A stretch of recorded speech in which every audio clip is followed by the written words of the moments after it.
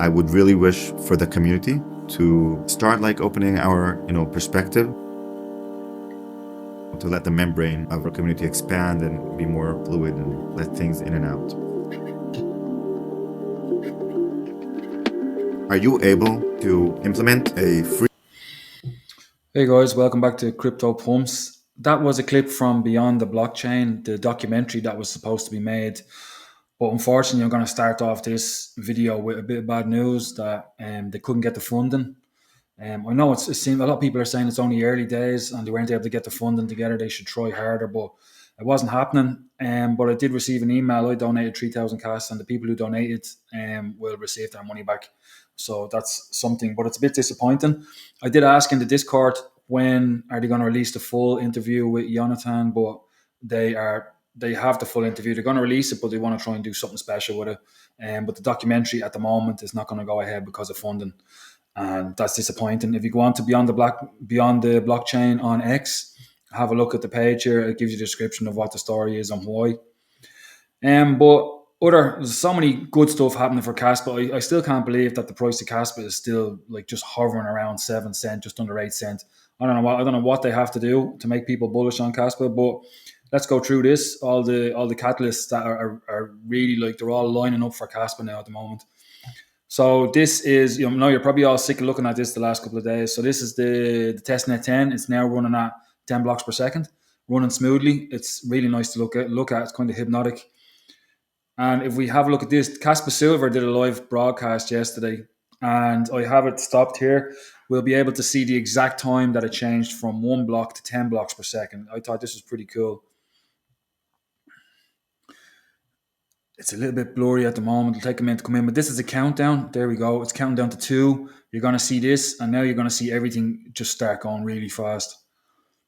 You see the block tag, the visualizer is going faster. Down here, all the blocks are going quicker. You have here, you had accept block, and now here you have accept 3 blocks, accept 9 blocks, accept 8 blocks. So 10 blocks per second is running smoothly on testnet. So the next step is to do it on mainnet.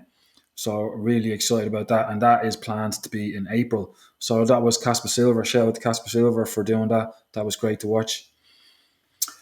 Other news, we're all wondering about wallet number 4. Wallet number 4, which everybody thinks is Binance, it bought more yesterday. So it bought 1.6 million worth of cash yesterday. And then 2 days before that, it bought, where are we gone? Sorry, here, it bought 1.4 million of cash yesterday. And then a couple of days before that, it bought 1.6 million of cash. So they are loading up their bags. What do you think they know that a lot of people that don't believe in Kaspa do? Why are they loading up their bags? And I'm guessing now that my original thing was months ago that I said that maybe Binance are waiting for the hard fork to be launched because hard forks are difficult. They can go wrong.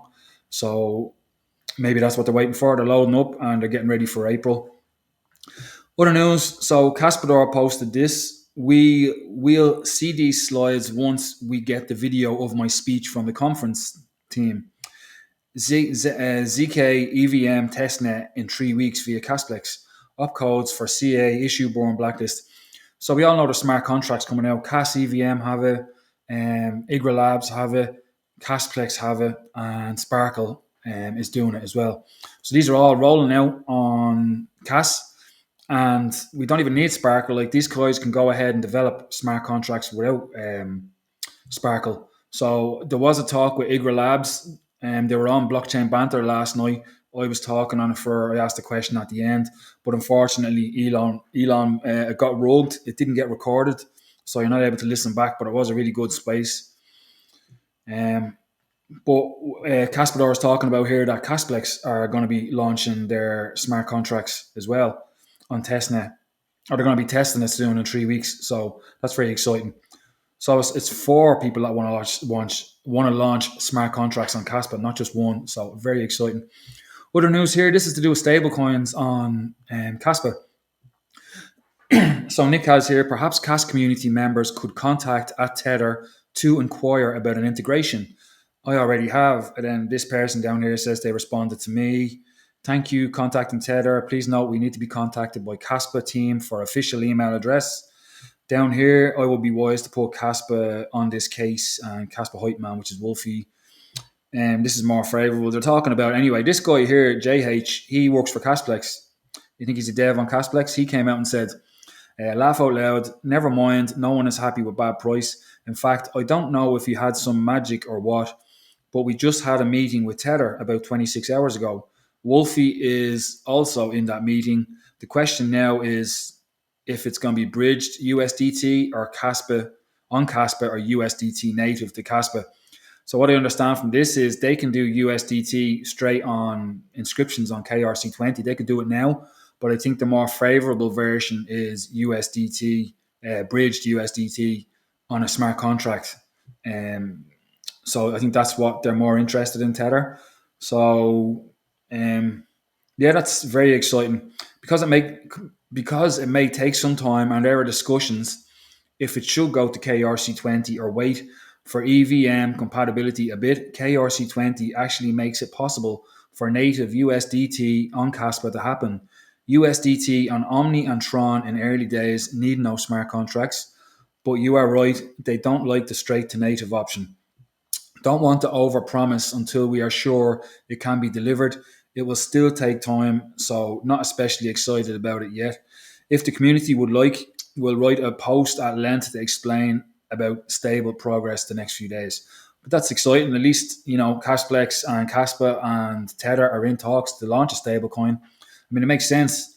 Solana is not stable, keeps shutting down. Ethereum, the fees are very expensive. Solana is proven to be robust, and you can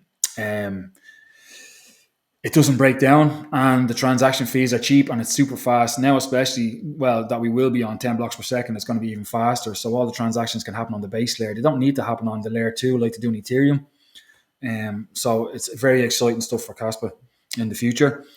Another little bit of news here. These BSCN, they have 1.2 million followers on X. They wrote an article on Kaspa, and it looked really good. So Nicholas Sismill, he commented on it there as well. So that's pretty bullish, that somebody that big is writing an article on Kaspa.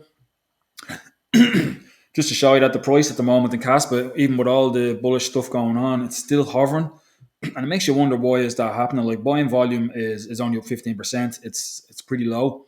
Like, what do they have to do to make people take an interest? It's because they're new out in the market and all the smart contracts and all this stuff is happening. Eventually, maybe people will notice and move over. That's what I think is going to happen anyway. Why would they stay in Ethereum and Solana when they have something that's much better? And that is why smart contract people like Igra Labs, they said they lined up on a list of all the cryptos, all the layer ones that they might launch Igra Labs on, but they chose Kaspa simply because it's the best, it's decentralized, and they can do the transactions on the base layer. So that's why they went with Kaspa. And then blockchain banter, I showed you this already, just this at the end, that unfortunately it wasn't recorded last night, so you won't be able to listen back to that, Igra Labs. But they might have them on again, I'd say. But it was really interesting. And that is all the news that I have for you. I hope you found it helpful. If you did, please give me a like, give me a subscribe, and I'll keep bringing you the Kaspa news as it happens. Thanks for watching.